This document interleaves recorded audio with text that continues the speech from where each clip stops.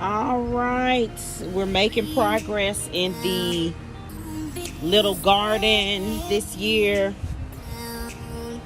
As you all can see, the tomatoes, catnip, mint. I think the strawberry plant may have gotten choked out by the mint, but there's kale that may or may not be getting choked out by the potatoes.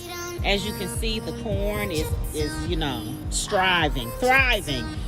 There's some big cucumber plants down there, and I'm gonna put the rest of my green onion. Look, if you want to grow something easy and feel good about yourself, put green onion down. I had it in my windowsill, which is why the roots are so big.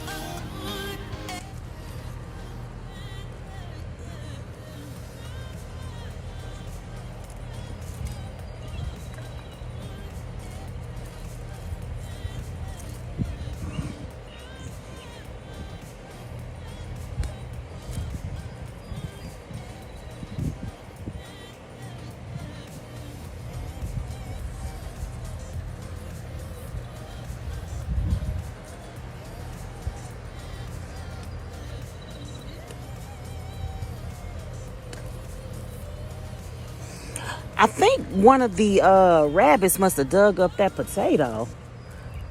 Hmm.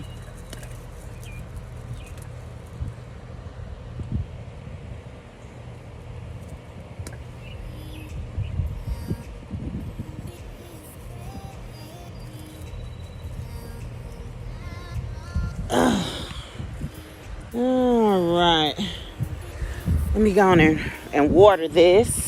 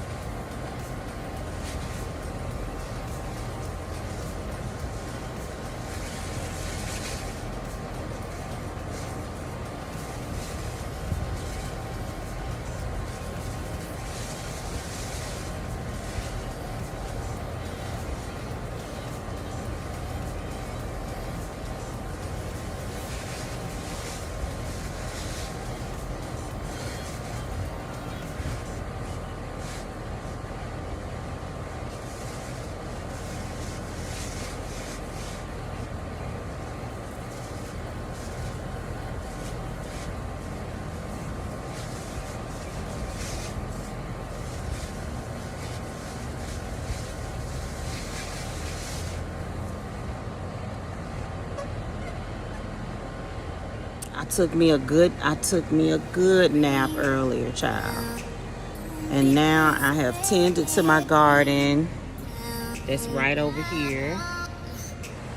And I'm just sitting out here in my backyard.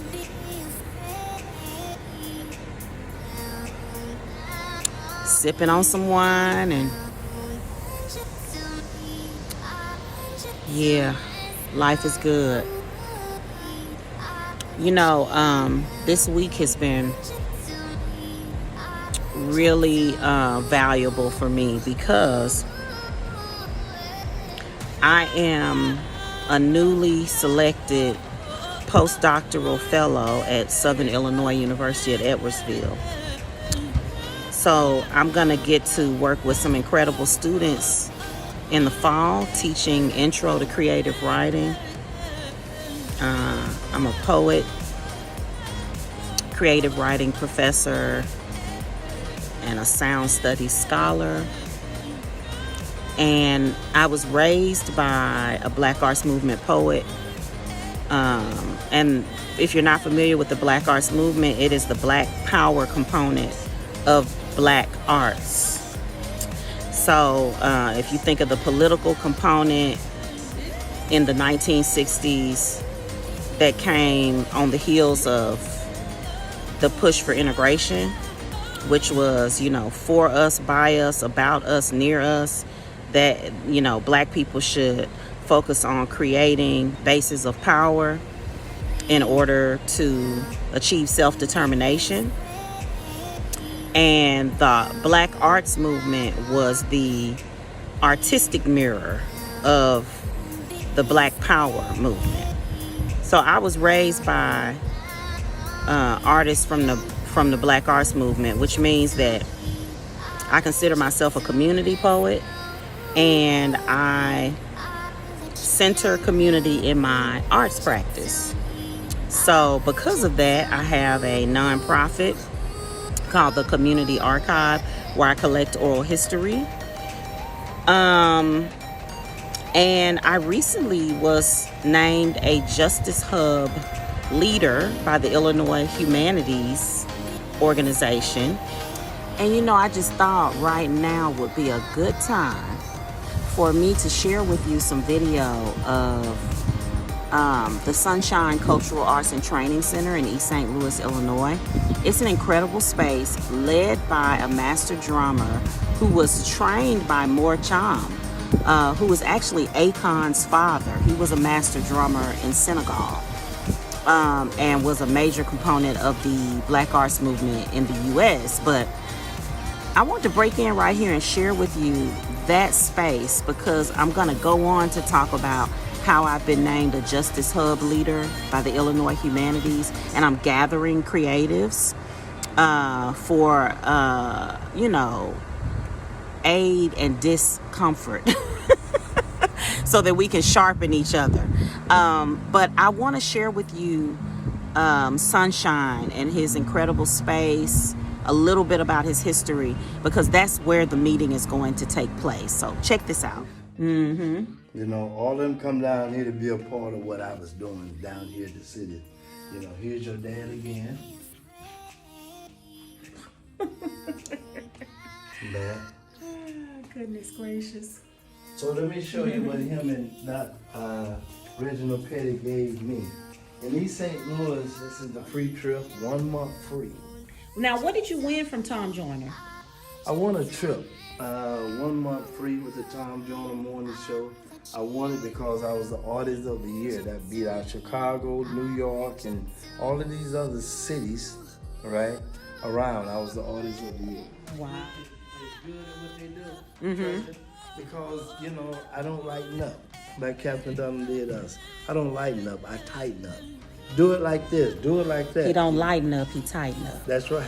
I looked on here and I see my daddy done brought Nikki Giovanni, the GOAT, greatest of all time, GOAT.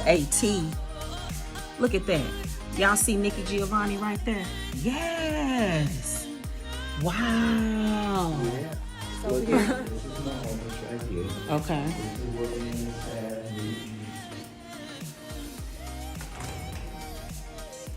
That's my office right there. It's kind of giving me the energy of Catherine Dunham's home in a way. Beautiful. Okay, wait a minute. You were about to tell me how you even got this decommissioned school in East St. Louis. Well, as I said... Which means that for my region of the state of Illinois, I am tasked with gathering the creatives in order to facilitate projects that have to do with envisioning justice, art and ending mass incarceration, art and abolition, art and tending to the health, wealth, and safety of those justice-impacted individuals. So we're going to have our first kind of meet and greet 2 weeks from now, and I've been planning that as well. So I've got, several irons in the fire. I was going to talk with you a little bit about some of the latest things I've been reading, but I think I'll get to that another time.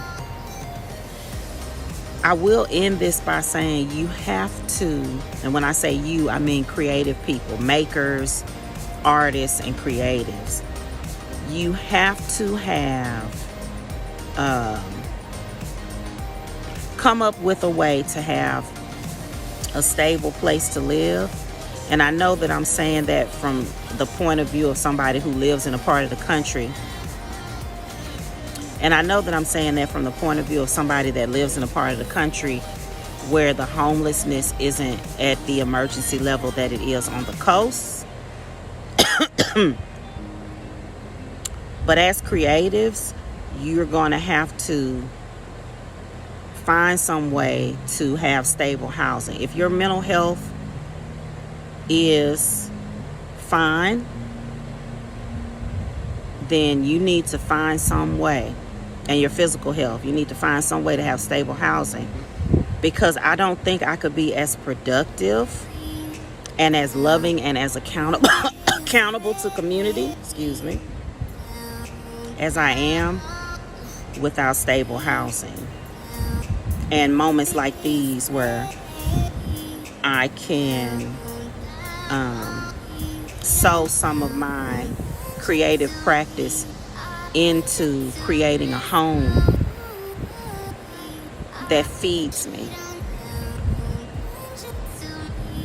Y'all be safe.